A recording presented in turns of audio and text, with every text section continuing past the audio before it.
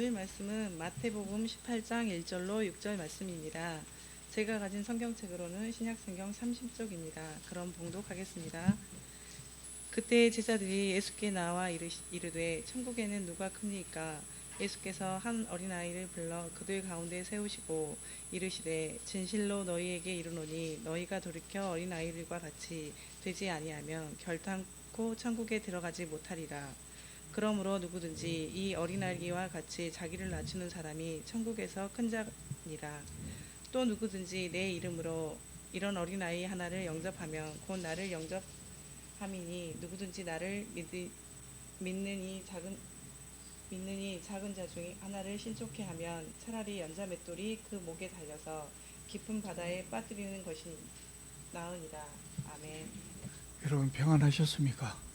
우리 하나님의 은혜와 평강이 성도님들 가정에 충만하시기를 바랍니다. 18장 처음 시작이 그때 이렇게 시작합니다. 주로 이제 새로운 국면 전환으로 새로운 말씀을 기록할 때 이런 표현을 합니다. 그래서 18장부터 이제 새로운 예수님의 그 설교가 마태복음에 나오는 네 번째 설교가 시작되고 있습니다. 이 설교를 하게 된 계기를 1절이 기록하고 있는데요. 1절을 보면 그때 제자들이 예수께 나와 이르되 천국에서 누가 크니까 이렇게 여쭈었습니다. 제자들이 천국에서는 누가 가장 큽니까? 이렇게 물었어요. 그래서 예수께서 이 설교를 하기 시작하셨다고. 물론 여기서 말씀드리는 천국이라고 하는 것은 우리가 죽어서 가는 천당을 의미하는 것 아닙니다. 그렇게 하면 해석이 안 됩니다. 예수께서 이 땅 위에 세우실 하나님 나라를 의미합니다. 그리고 제자들도 그것을 이미 잘 알고 있었죠. 예수님의 표현, 여기 우리는 지금 우리말로 천국이라고 번역을 하니까 천당과 혼동을 하지만 예수님의 제자들은 자기들이 말하는 천국에서 누가 큽니까? 그렇게 물었을 때 물론 예수님도 그 제자들이 묻는 질문을 정확하게 이해하셨을 것이고요. 예수께서 이 땅 위에 왕국을 세우실 텐데 그 왕국에 가면 그 왕국에서 누가 제일 큰 사람입니까? 그런 의미입니다. 더 구체적으로 말하자면 아마 이렇게 조금 완곡한 표현으로 제자들이 물었겠지만 실제로 제자들은 예수님께 이렇게 물어보고 싶었을 거예요. 예수님, 주님께서 왕국을 세우시면 가장 높은 자리에 누구 주실랍니까? 우리 중에 누구를 국무총리 시키고 누구를 정승판서 시키겠습니까? 요 질문이었습니다. 대단히 순수하지 못한 질문이었죠. 예수께서 지금까지 계속해서 가르치고 있지만 제자들은 동상이몽을 꿈꾸는 겁니다. 언제까지 그랬습니까? 예수께서 십자가에 돌아가실 때까지 계속 한 자리 할 것으로 생각하고 쫓아다닌 겁니다. 그러니까 예수께서 십자가에 달리시니까 도망가 버리죠. 그런 기대를 했기 때문에 끝났네. 그것이 아니었네. 우리의 계획은 실패했네. 이렇게 도망갔겠죠. 제자들은 계속해서 예수께서 이스라엘의 왕이 되실 것을 생각했고 왕이 되신 후에 누가 더 높은 자리를 차지할 것인가에 대해서 관심이 많았어요. 당연히 관심이 많겠죠. 그래서 제자들 상호 간에 은밀한 권력 다툼, 신경전이 벌어지고 있었던 거예요. 그러니까 여러분 기억하실지 모르겠습니다만 우리가 앞으로 공부할 부분에 나옵니다만 20장에 가면 야고보와 요한의 어머니가 예수님한테 와서 인사청탁을 합니다. 야고보와 요한의 어머니는 예수님의 측근이거든요. 아마 이모뻘 되지 않을까 이렇게 추정하는 사람이에요. 그러니까 개인적으로 가서 인사청탁을 하는 겁니다. 뭐라고 인사청탁을 하냐면 예수께서 왕이 되시면 저의 두 아들을 좌위정과 우위정으로 세워주세요. 이렇게 부탁하는 겁니다. 물론 표현은 다른 표현입니다. 제가 제 표현으로 지금 바꿔서 말씀드렸습니다. 이런 부탁을 하는 겁니다. 그러니까 제자들은 예수께서 세우실 나라에서 높은 자리를 차지할 욕심, 그 최대의 관심사였다. 그 관심으로 오늘 질문을 한 겁니다.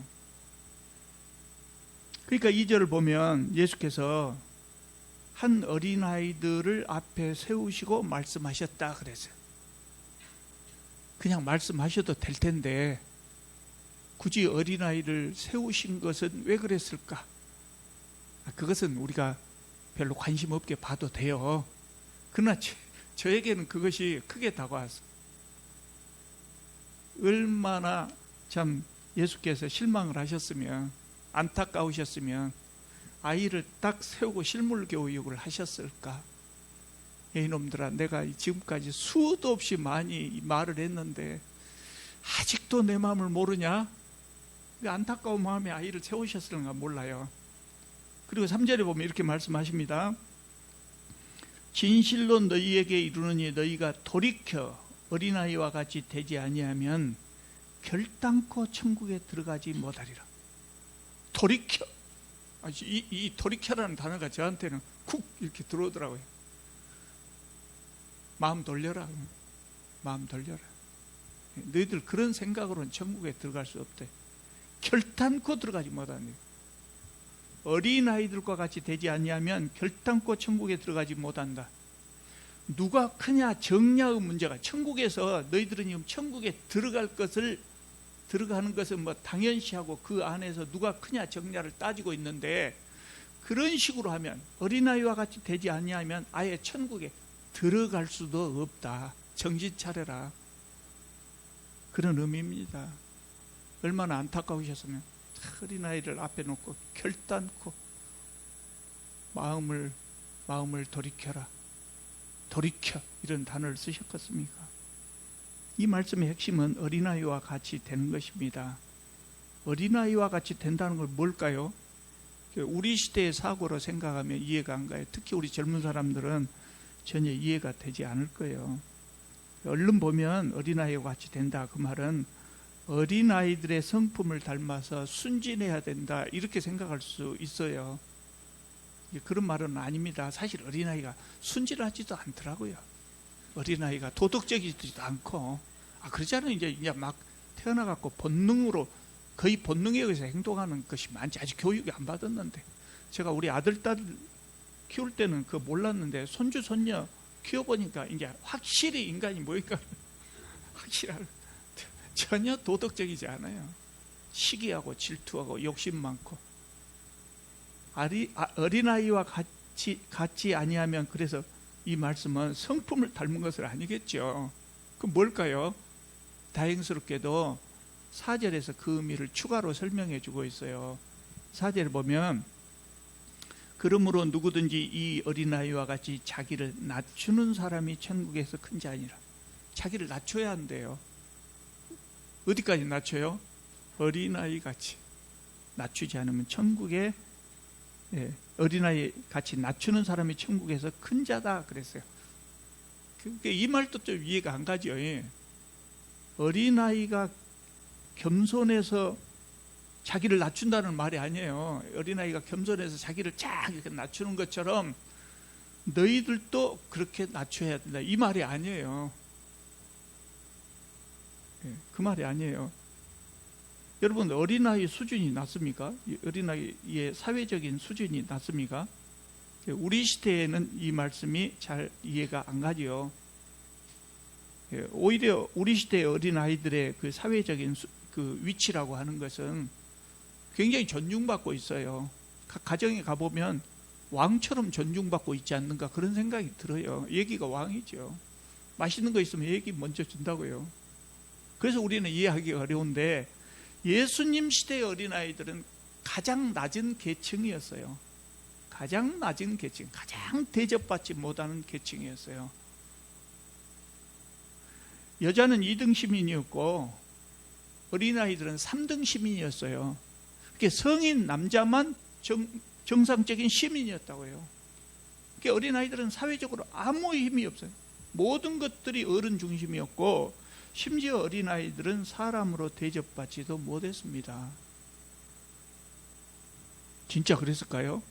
멀리 갈 것도 없이 지금부터 5, 60년 전, 제가 어렸을 때만 해도 그랬어요. 우리나라도 그랬어요. 모든 것이 다 어른 중심이었어요. 밥상에서 어른들이 숟가락 들어야 아이들이 밥을 시작할 수 있었어요. 지금도 그런다고 하지만 얘들이 뭐 그런 눈치 봅니까? 그것이 문제가 아니라 밥을 그냥 어린 아이들이 밥을 잡사 주기만 해도 감사하지요. 쫓아다니면서 그냥 한 숟가락 더 먹이려고 난리잖아요. 옛날에는 그러지 않았다고요. 불과 얼마 안 가도 밥을 2층으로 밥했어요. 맨 아래에다가 보리를 깔고 그 위에다가 쌀을 깔고 그렇게 밥을 하잖아요. 그래서 위에서 보리 섞어지지 않도록 한 그릇만 싹 걷어갖고 쌀 걷어서 한 그릇 담아서 누구 몫이요? 아버지 몫이다. 아버지 몫. 어려서는 그 쌀밥 참 먹고 싶더라. 저 쌀밥 얼마나 맛있을까. 어른들 앞에서 반드시 무릎을 꿇고 앉아야 됐잖아요.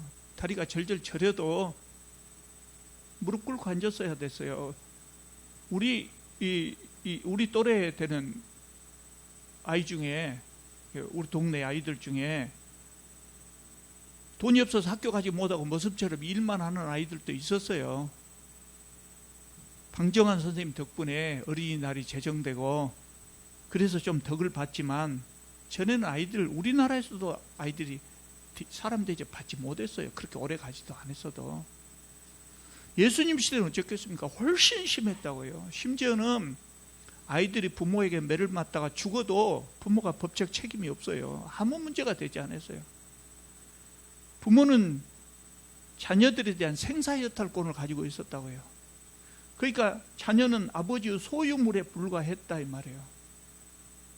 예수께서 사용하셨던 언어가 아람어라는 언어예요. 그 아람어에 보면 어린아이와 종을 가리키는 단어가 똑같은 단어예요. 똑같은 단어예요. 그 정도 수준이었대요. 그래서 천국에 들어가기 위해서는 어린아이들과 같이 되어야 한다. 예수께서 이렇게 말씀하셨을 때 제자들은 충격을 받았을 거예요. 충격을 받았어요. 우리가 왜 저런 상태가 돼야 돼? 이렇게 생각했을 거예요. 예수님의 제자들은 예수님의 왕국에서 높은 자가 되고 싶었지만 예수께서는 가장 낮은 자리로 내려가지 않으면 아예 하나님 나라에 들어갈 수도 없다고 했어요. 여러분, 예수님 제자들은 예수께서 세우실 다윗 왕국과 같은 그런 큰 나라 안에 들어가서 정승판서하면서 떵떵거리고 살고 싶어 했어요. 근데 예수께서 세우실 하나님 나라는 그런 나라가 아니었다고. 하나님 나라는 힘이 없어도 억압받지 않고 돈이 없어도 굶주리지 않고 아무리 못난 사람일지라도 차별 없이 사람 대접받고 오히려 존중받고 사는 그런 나라였단 말이죠. 제자들이 생각하는 나라하고는 전혀 다른 나라예요. 정말 사람 위에 사람 없고 사람 밑에 사람 없는 그런 평등한 나라. 그것이 예수님께서 생각하셨던 하나님 나라예요. 그러니까 오늘날 많이 예수님 시대에 비해서 오늘날에는 많이 평등한 사회가 됐잖아요. 누가복음 1장을 보면 예수님의 어머니 마리아가 수태고지를 받은 후에 부른 노래가 있어요. 그 노래를 우리는 보통 마리아 찬가라고 부르죠. 마리아의 노래가 나옵니다. 제가 잠깐 읽어보겠습니다. 46절, 1장 46절부터 읽어보겠습니다. 마리아가 이르되 내 영혼이 주를 기뻐하며 내 마음이 하나님 내 구주를 기뻐하였음은 그의 여종의 비천함을 돌보셨습니다. 그 여종의 비천함이란 말이 그냥 나온 말 아니에요. 그냥 겸손해서 나온 말 아니에요. 그 시대에 마리아는 그런 대접받고 살았다고요. 마리아가 그때 몇 살이었을까요? 12세 내지 15세 된 아이들을 그때는 처녀라고 이야기했다고요. 예, 결혼 정년기 그 정도 됐을 거예요. 그 어린아이, 어른 되기 전에 아직 어린아이였고 더군다나 여자였다고요. 그러니까 사회적으로 아주 낮은 계층이죠. 그러니까 이런 표현을 한 거예요. 그의 여종의 비천함을 돌보셨습니다. 내가 지금 이렇게 비천하지만 보라 이제 후로는 만세 나를 복이 있다 일컬으리로다. 58절입니다. 그의 팔로 힘을 보이사 마음의 생각이 교만한 자들을 흩으셨고 권세 있는 자들을 그의 위에서 내리치셨으며 비천한 자를 높이셨고 줄이는 자를 좋은 것으로 배불리셨으며 부자는 빈손으로 보내셨도다. 하나님 나라 안에 들어가면 세상에 권력 있는 사람은 권력 있는 사람이나 권력이 없는 사람이나 같은 수준으로 평등해지는 거예요. 하나님 나라에 들어가면 세상의 재력으로 온갖 못된 짓을 하고 그런 사람들, 이렇게 높았던 사람이 하나님 나라에 들어오면 똑같은 거예요. 이렇게 똑같은 거예요. 그러니까 마리아의 창가에 나온 것처럼 권세 있는 자리를 그 위에서 내리치셨으며 비천한 자를 높이셨다. 이 말은 하나님이 무슨 저 권력자들 미흡다고 그냥 바닥으로 내려쳐버리신 거 아니라 사람이 다 평등하게 된 것을 의미하는 거예요. 그를 마리아의 눈에 보기에 그렇게 보인 거죠. 하나님 나라는 역전이 이루어지는 나라입니다. 종말론적인 역전이 있는 나라입니다. 세상의 권력자들은 대부분 사람들을 억압하면서 대대손손 권력을 누리고 삽니다. 세상의 부자들은 세상이 많이 좋아졌다 해도 여전히 세상의 부자들은 다른 사람 수탈하면서 대대손손 부귀 영화를 누리고 삽니다. 그런 세상이 제대로 된 나라라고 볼 수 없지요. 좋지 않은 나라죠. 그래서 예수께서는 이런 나라를 하나님 나라로 바꾸시려고 하신 거예요. 그런데 제자들은 아직도 그 생각을 못하고 동상이목을 꿈꾸고 있었단 말이죠. 여전히 다른 사람보다 높아지려고 하는 그 세속적인 생각을 하고 있었어요.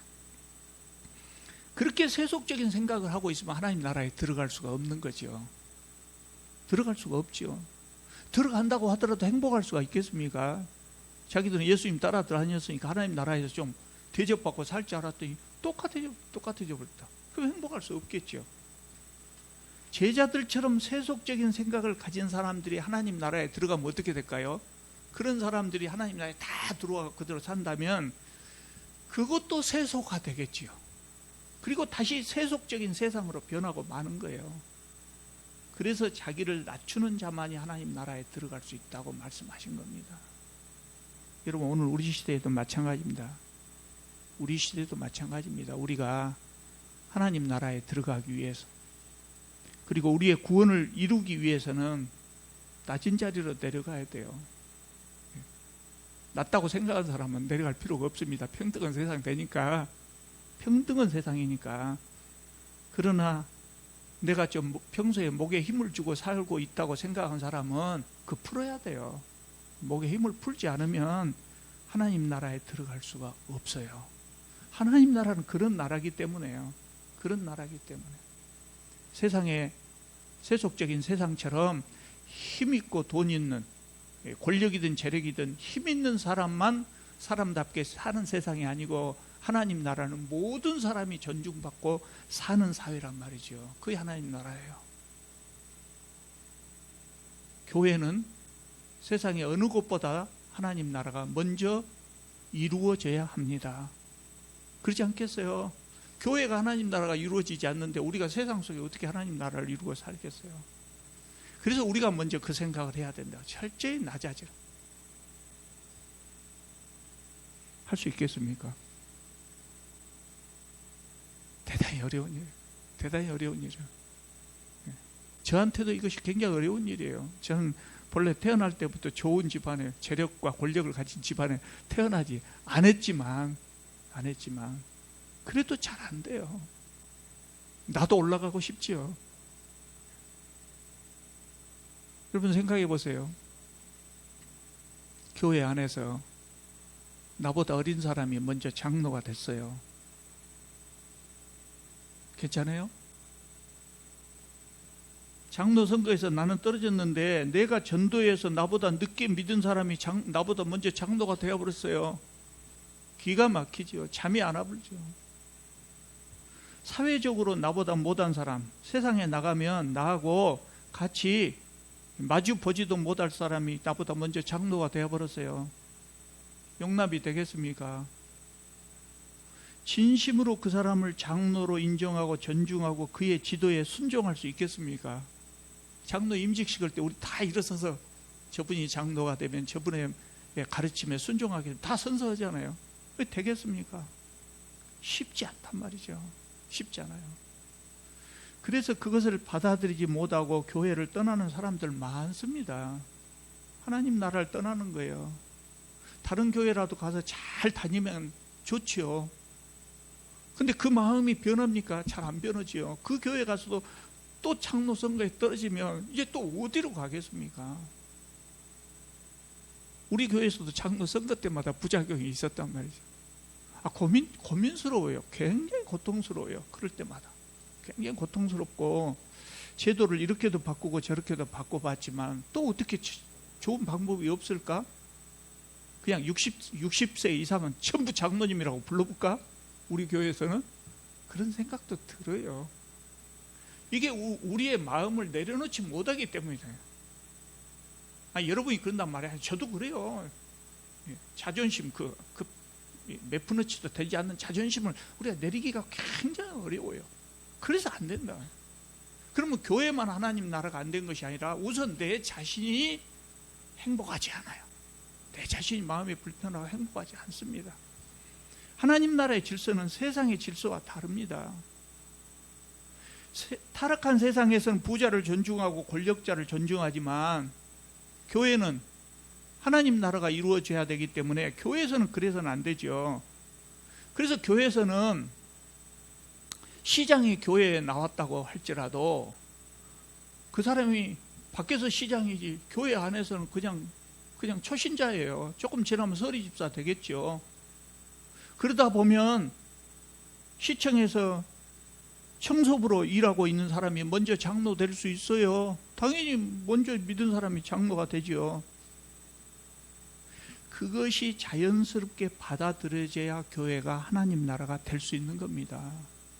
그것이 자연스럽게 받아들여져야 교회의 멤버가 될 수 있고 하나님 나라의 시민이 될 수 있는 겁니다. 그래서 예수께서 말씀하신 거예요. 너희가 돌이켜 어린아이들과 같이 되지 아니하면 결단코 천국에 들어가지 못하리라. 내 마음이 아직도 그렇게 되어 있다면, 그런 상태로 교회 안에 들어와 있다면 교회에 하나님 나라가 지금 이루어졌는데 나만 못 들어가고 있는 거예요. 5절을 보시면 천국에 들어가는 두 번째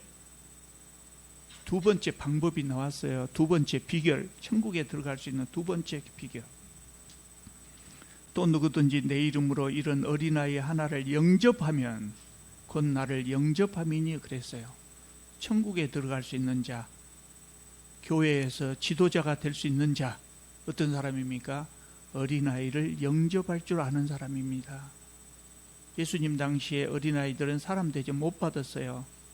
사람들의 관심은 어른들만 대접하는 것이었어요. 그래서 예수께서 이렇게 말씀하신 거예요. 여기서 말하는 어린아이도 역시 꼭 어린아이만 의미하는 것이 아니라 사회적으로 낮은 계층을 대변하는 말이에요. 그러니까 하나님 나라에서는, 교회에서는 잘난 사람보다도 못난 사람을 대접해야 된다는 겁니다. 잘난 사람보다 못난 사람을 대접하기보다 평등해야 되지만 특히 그래야 된다는 겁니다. 이것도 역시 충격적인 말씀이었을 거예요. 제자들이 듣기에 충격적인 말씀. 옛날이나 지금이나 사람들은 자기보다 못난 사람 대접하려고 하지 않습니다. 왜냐하면 그런 사람 대접해봐야 나한테 이로울 것이 없기 때문이에요. 여러분, 우리가 누구를 대접합니까? 누구에게 밥을 살라고 하고 명절이 되면 누구를 찾아갑니까?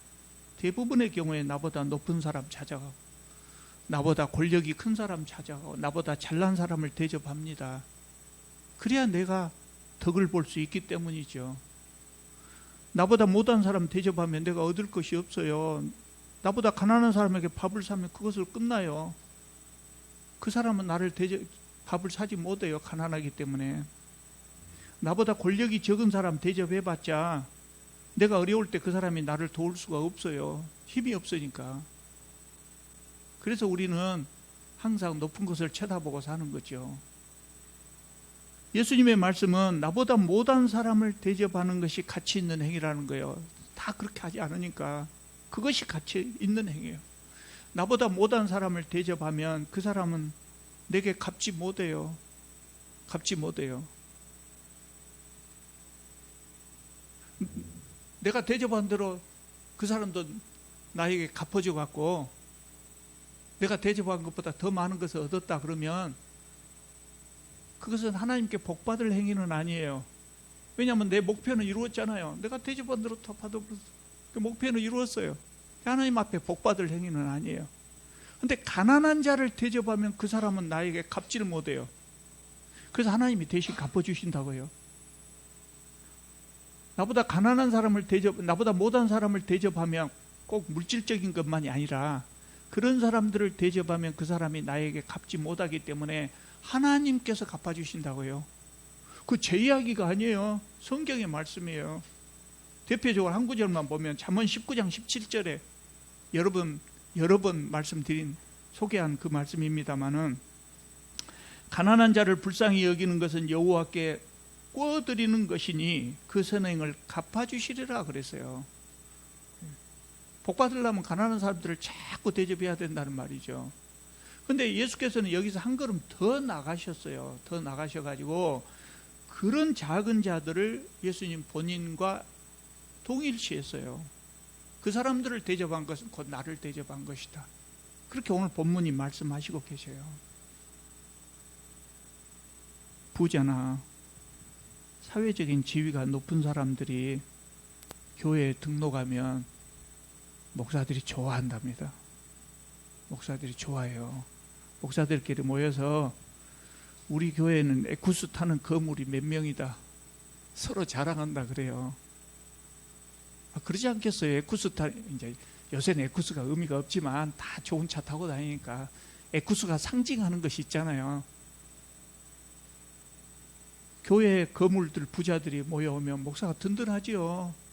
예산 부족하지는 않을 거니까 자기 생활비도 많이 받을 것이고, 아니 목사들이 다 건단 것이 아니라 타락한 몇 명 목사들이 그러겠죠. 그것이 목사들만의 마음이 아니라 타락한 인간들의 마음이 그래요. 그래서 그런 교회는 결코 하나님 나라가 될 수 없어요. 결코 하나님 나라가 될 수 없어요. 그래서 예수께서는 잘난 사람보다 못난 사람을 대접하라고 하신 겁니다. 그것이 천국에 들어가는 비결이에요. 우리 교회는 특별히 잘난 사람도 특별히 못난 사람도 별로 없는 것 같습니다. 이렇게 말씀드리면 또 기분 나쁘실까 모르겠는데, 아니 뭐 막 신문에 막 낯쌌고 막 그런 거물은 없잖아요. 훌륭하신 분 많이 있지만, 근데 앞으로 우리 교회에 나보다 못난 사람이 온다면 세상에 못난 사람은 없어요. 타락한 우리 마음이 못나게 보는 것이죠. 근데 어쨌든 우리 교회에 나보다 못나게 보이는 사람이 오면 그 사람을 예수님이라고 생각하고 잘 대접하시라고요. 그러면 예수님이 대접한 것이 된다는 말씀이죠.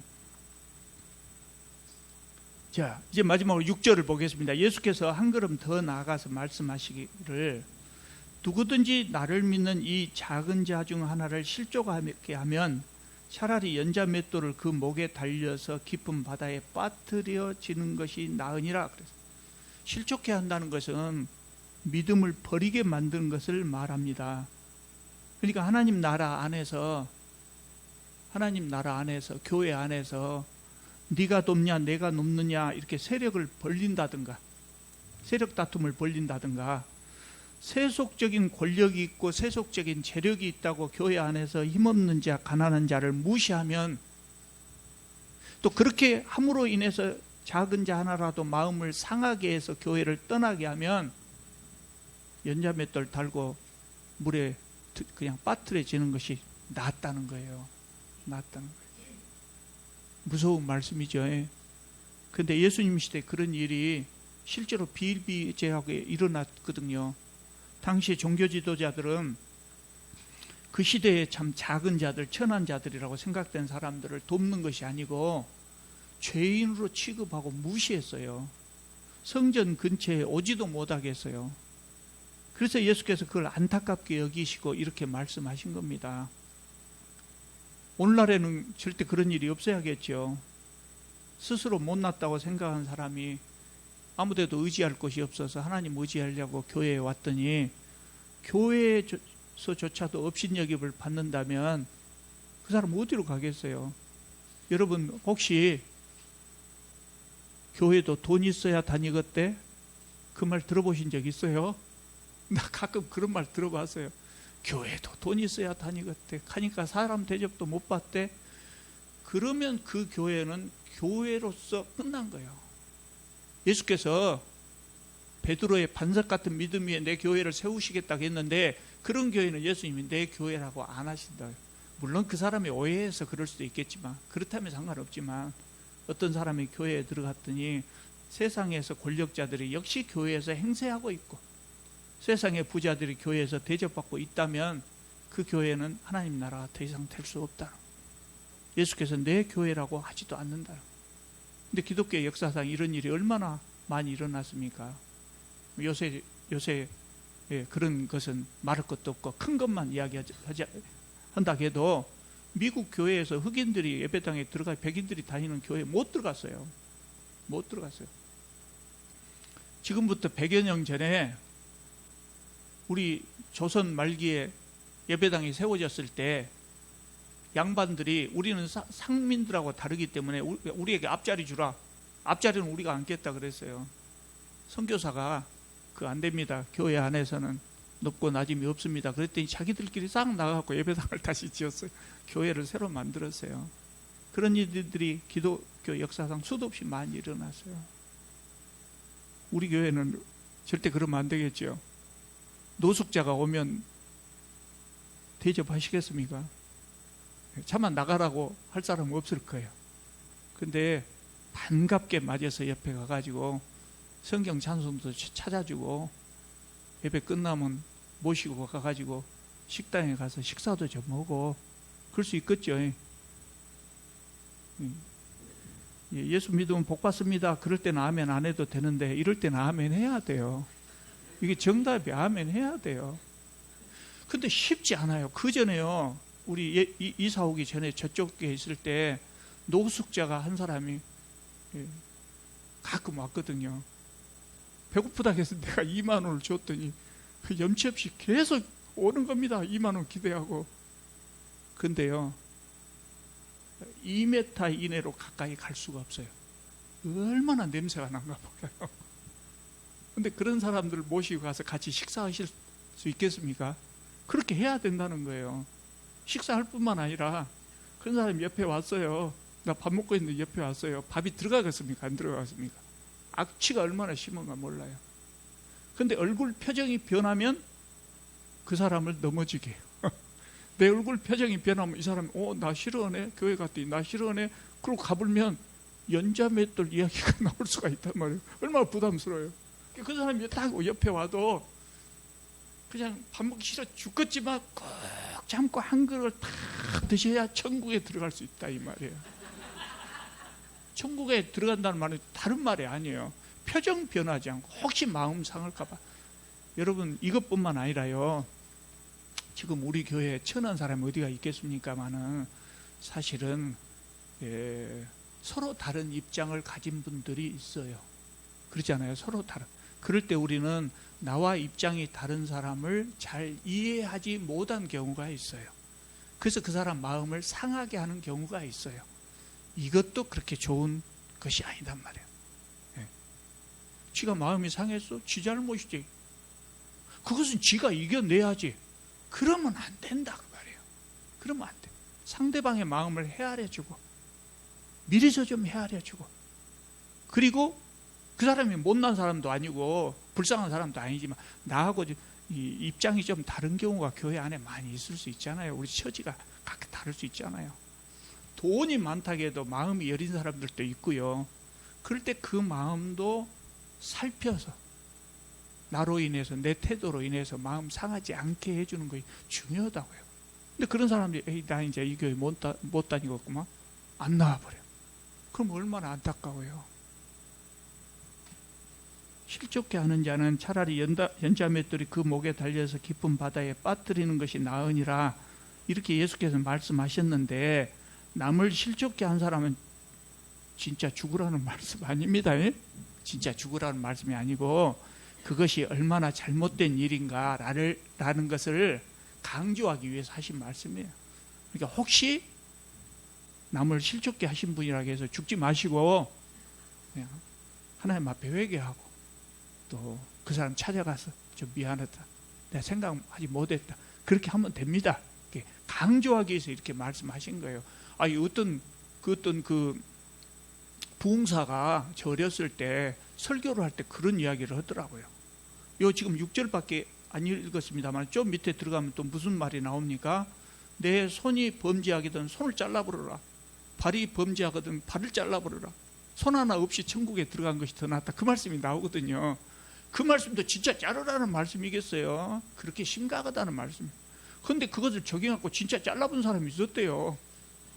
부흥 강사 목사님이 이야기해도 내가 사실 여부는 확인하지 못했지만 그럴 필요는 없다. 그만큼 중요한 것을 알고 가슴 깊이 새기라는 것이죠. 여러분, 오늘 천국에 들어갈 수 있는 자격에 대해서 예수께서 말씀하셨습니다. 그런데 제가 이렇게 다시 말씀드리지 않아도 이 말씀 모르는 분은 없잖아요. 우리 다 알고 있잖아요. 다 알고 있어요. 다 알고 있지만 안 돼요. 안 돼요.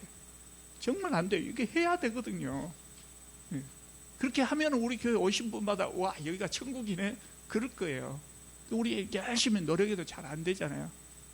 그것이 그럴 수밖에 없는 것이, 우리의 생각이, 우리가 그동안 살아온 세상, 지금도 살고 있는 세상이 그런 세상이다. 경쟁을 중요시하고 권력주하고 재력주하는 세상이에요. 우리가 그 속에 살다 보니까 우리도 역시 그렇게 되어가지고 쉽게 마음이 변하지 않아요.